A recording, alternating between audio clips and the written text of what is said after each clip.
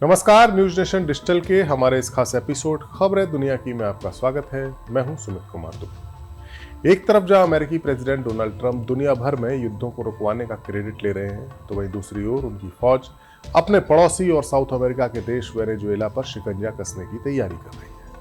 America ने Venezuela के करीब फौजी मौजूदगी बढ़ा दी है। ऐसा माना जा रहा है कि अमेरिका इस देश में ड्रग्स के खिलाफ लड़ाई के नाम पर सत्ता परिवर्तन करने की प्लानिंग कर चुका है। वहीं दूसरी ओर वेनेजुएला के प्रेसिडेंट मादुरो भी पूरी तरीके से तैयार नजर आ रहे हैं। अब खबर आई है कि अमेरिकी फौजी किलेबंदी के बीच ही रूस ने वेनेजुएला की मदद के लिए रूस उसकी मदद के लिए सामने आया है। रूस के साथ वेनेजुएला के गहरे ताल्लुक हैं। खबर है कि रूस ने फौजी मदद वेनेजुएला पहुंचा दी है। न्यूज रिपोर्ट्स के मुताबिक रूस का एक IL-76TD military transport plane Moscow से उड़ान भरकर वेनेजुएला की राजधानी काराकास पहुंचा है।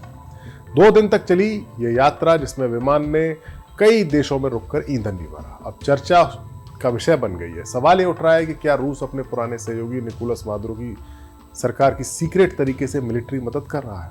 रूसी वायुसेना का एक बड़ा मालवाहक विमान IL-76TD, जिसका रजिस्ट्रेशन नंबर था RA78765, ये 24 अक्टूबर को मॉस्को से उड़ा।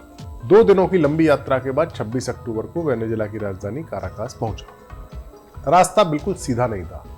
विमान ने आर्मीनिया की राजधानी येरेवन, अल्जीरिया के अल्जियर्स, मोरक्को की रबात, सेनेगल के डकार और मारिटानिया के नुआकचाट में रुककर ईंधन भरा। फ्लाइट ट्रैकिंग साइट्स जैसे फ्लाइट रडार 24 के मुताबिक ये रूट बेहद जटिल था। सिर्फ ईंधन भरने के लिए इतनी घुमावदार यात्रा करना अजीब लगता है। कई जानकारों को शक है कि रास्ते में कुछ खास सामान उठाया गया होगा। काराकास में विमान करीब 45 घंटे तक रुका। इतना लंबा रुकना बताता है कि वहां माल उतारा गया या बदला गया होगा। 28 अक्टूबर को ये क्यूबा की ओर रवाना हो गया, लेकिन आखिरी ठिकाना अभी भी साफ नहीं है। यह विमान रूसी कंपनी एविकॉन जिटोट्रांस का है, जो पश्चिमी पाबंदियों की शिकार भी है। अमेरिका ने पश्चिमी देश अमेरिका या G7 के देशों ने इस कंपनी पर बैन लगाया हुआ है। अमेरिका ने इसे मिलिट्री से जुड़ी कंपनी बताया है। ये उड़ान अमेरिका और वेनेजुएला के बीच बढ़ते हुए तनाव के बीच आई है और अमेरिका में इस बात को लेकर चर्चा चल रही है कि अब वेनेजुएला में हस्तक्षेप किया जाना चाहिए। रूस वेनेजुएला को अपना दोस्त मानता है और मदद भेज रहा है। सवाल उठता है कि विमान में आखिर क्या था। आधिकारिक तौर पर कोई खुलासा नहीं हुआ है, लेकिन रक्षा विशेषज्ञों का अनुमान है कि इसमें 30 से 40 टन तक का मिलिट्री इक्विपमेंट्स हो सकते हैं, क्योंकि IL-73TD की क्षमता इतनी ही है। वेनेजुएला के पास रूस से बनाए हुए कई हथियार हैं, जिनमें Sukhoi 30 MK2 fighter jet, Mi-35 helicopter और S-300VM और बुके M2E मिसाइल सिस्टम। ये लंबे वक्त से खराब भी पड़े हुए हैं, ऐसा कहा जा रहा है। रखरखाव की कमी से ठीक से काम नहीं कर पा रहे हैं। इसलिए लगता है कि रूस ने स्पेयर पार्ट्स, हवा से हवा में मार करने वाली मिसाइलों या छोटे पोर्टेबल एयर डिफेंस सिस्टम को, जिन्हें मैनपेट्स कहा जाता है, उन्हें भेजा होगा। छोटे डिफेंस सिस्टम जो होते हैं वो कंधे पर रखकर उनसे हवा में उड़ते हुए एयरक्राफ्ट को निशाना बनाया जाता है। इनकी रेंज थोड़ी कम होती है।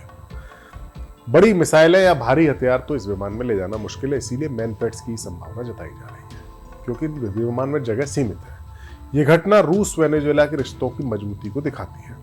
रूस लैटिन अमेरिका में अपना प्रभाव बढ़ाना चाहता है। अमेरिका की पाबंदियों के बावजूद रूस ने यह रिस्क लिया है। जानकार कहते हैं कि एक राजनीतिक संकेत है। रूस अपने साथी को संकट में अकेला नहीं छोड़ता। वेनेजुएला के तेल के इलाकों के पास बुके M2E सिस्टम तैनात है, जो हवाई हमलों का बचाव करता है। अगर अमेरिका ने कोई कदम उठाया तो ये सिस्टम काफी अहम होगा। लेकिन इस प्लेन में क्या था, इसके कार्गो में क्या था, ये अभी तक सीक्रेट है। Open source intelligence groups track कर रहे हैं, आगे क्या होगा पता नहीं। अमेरिका ने भी इस उड़ान पर नजर रखी है। पेंटागन के सोर्सेस के हवाले से मीडिया रिपोर्ट्स बताती है कि रूस की मिलिट्री मदद का यह हिस्सा हो सकता है। वेनेजुएला के राष्ट्रपति निकोलस मादुरो ने रूस का शुक्रिया अदा किया है, लेकिन माल के बारे में चुप्पी साधी है। रक्षा जानकारों का मानना है कि ऐसी उड़ानें अभी और बढ़ेंगी, क्योंकि वेनेजुएला अमेरिका का प्रेशर झेल रहा है। यानी वेनेजुएला को अभी भी मिलिट्री पावर की जरूरत है। तो क्या ये सामान वेनेजुएला की सेना को ताकत देगा या सिर्फ न्यूज में ही रहेगा, ये तो समय बताएगा। लेकिन साफ है कि रूस और अमेरिका के बीच लैटिन अमेरिका अब एक नया रणक्षेत्र बन गया है। जिस तरीके से यूक्रेन को अमेरिका ने हथियारों से पाट दिया रूस के खिलाफ जंग के लिए, ठीक वैसे ही रूस भी अब वेनेजुएला की मदद कर रहा है कि अगर अमेरिका हमला करता है तो वेनेजुएला को हथियारों की कमी ना हो। अब हम आपको बताते हैं कि आखिरकार वेनेजुएला से अमेरिका की दुश्मनी है क्या, क्यों अमेरिका वेनेजुएला पर हमला कर सकता है, ऐसी चर्चा है। दरअसल ट्रंप वेनेजुएला के प्रेसिडेंट निकोलस मादुरो पर आरोप लगाते रहे हैं कि वो ड्रग तस्करों पर कोई कार्रवाई नहीं करते और इन्हीं तस्करों के जरिए ड्रग्स अमेरिका में पहुंचती है। ट्रंप का कहना है कि वेनेजुएला के ड्रग तस्कर अमेरिका की कई जनरेशंस को नशे के जाल में फंसाकर बर्बाद करना चाहते हैं। ट्रंप ने एक महीने में वेनेजुएला की इस कथित ड्रग तस्करों की नावों पर कैरिबियन सागर में ताबड़तोड़ हमले किए हैं। अमेरिका की नेवी इस तरह की कई सारी बोट्स को निशाने बना रही है और उसके वीडियो भी सोशल मीडिया पर डाले जा रहे हैं, आप देख सकते हैं। ऐसा माना जा रहा है कि ट्रंप ड्रग्स के खिलाफ जंग के नाम पर वेनेजुएला में सत्ता बदलना चाहते हैं, क्योंकि ये छोटा सा देश वेनेजुएला पिछले कुछ दशकों से अमेरिका के मर्जी से नहीं चल रहा है, उसकी मर्जी के खिलाफ जा रहा है। ऐसा नहीं है कि दोनों देशों के रिश्ते हमेशा से खराब रहे, रिश्ते खराब हुए थे ह्यूगो चावेज के सत्ता में आने के बाद। ह्यूगो चावेज 1998 में राष्ट्रपति का चुनाव जीत गए थे। वो खुद को एंटी इंपीरियलिस्ट कहते थे। उनकी सरकार ने गरीबी में काम करने के लिए सामाजिक कल्याण योजनाएं गरीबों के लिए शुरू की थी। स्वास्थ्य और शिक्षा सबके लिए सुलभ हुई थी, लेकिन चावेज ने सत्ता को अपने हाथों में सेंटर्ड कर लिया था। मीडिया और विपक्ष पर काफी सेंसरशिप लगाई थी। बड़े जो इंडस्ट्रीज थी उनका राष्ट्रीयकरण कर दिया था और अमेरिका के खिलाफ खुलकर बयान देते थे। उन्होंने लैटिन अमेरिका में अमेरिका के असर को कम करने की कोशिश की। चावेज 14 साल तक सत्ता में रहे। वेनेजुएला काफी बदला, गरीबी घटी, लेकिन आर्थिक निर्भरता तेल पर ही रही। वेनेजुएला दुनिया में तेल उत्पादन करने वाले सबसे बड़े देशों में से है। अमेरिका के साथ रिश्ते खराब हुए चावेज के टाइम में और रूस और चीन के साथ उन्होंने अपनी दोस्ती को बढ़ाया, ठीक वैसे ही जैसे उनके वारिस मादुरो इन दिनों में कर रहे हैं, रूस और चीन के साथ दोस्ती। अमेरिका ने मादुरो को कभी एक्सेप्ट नहीं किया। 2019 के उनके चुनाव को, उनकी सरकार को अमेरिका मान्यता नहीं देता। उस चुनाव में विपक्षी नेता जुआन ग्वाइडो भी थे, उन्हीं को अमेरिका अंतरिम राष्ट्रपति मानता है। मादुरो पर नार्को टेररिज्म का आरोप अमेरिका लगाता है। अमेरिका ने मादुरो की गिरफ्तारी के लिए $25 मिलियन का इनाम भी घोषित किया हुआ है, लेकिन मादुरो का सत्ता पर कब्जा बरकरार है। अमेरिका ने वेनेजुएला पर कई मोर्चों से हमला बोला है। पहले उस पर इकोनॉमिक सैंक्शंस लगाए थे। 2017 में उनकी जो तेल कंपनी है PDVSA, उस पर सख्ती शुरू की। ऐसी पाबंदियां लगाई कि वेनेजुएला अपना तेल नहीं बेच पाता, ठीक वैसे ही जैसे ईरान पर लगाई है या रशिया पर लगाई है। लेकिन मादुरो अकेले नहीं है, रूस और चीन उनके साथ है। चावेज के समय से ही वेनेजुएला ने इन दोनों देशों के साथ दोस्ती की थी।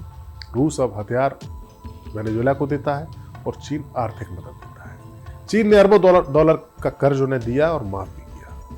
ये दोनों देश UN में अमेरिका के जो प्रस्ताव आते हैं उनको वीटो भी कर देते हैं, यानी डिप्लोमेटिकली उसकी मदद करते हैं वेनेजुएला की। आर्थिक रूप से चीन मदद करता है और हथियारों के रूप में रूस मदद करता है। वेनेजुएला के पास रूस से और चीन से मिले हुए हथियार हैं, जैसे S-300 air defence system, सुकोई 30 fighter jets, anti ship missile है, मैनपैड्स। ऐसा लगता है कि रूस अब उसके पास मौजूद अपने हथियारों की सप्लाई को और बढ़ाना चाह रहा है और इसीलिए सीक्रेट जहाज को भेजा गया है। ऐसा माना जा रहा है कि इस तरह की उड़ानें अभी और होंगी और हथियारों की सप्लाई की जाएगी।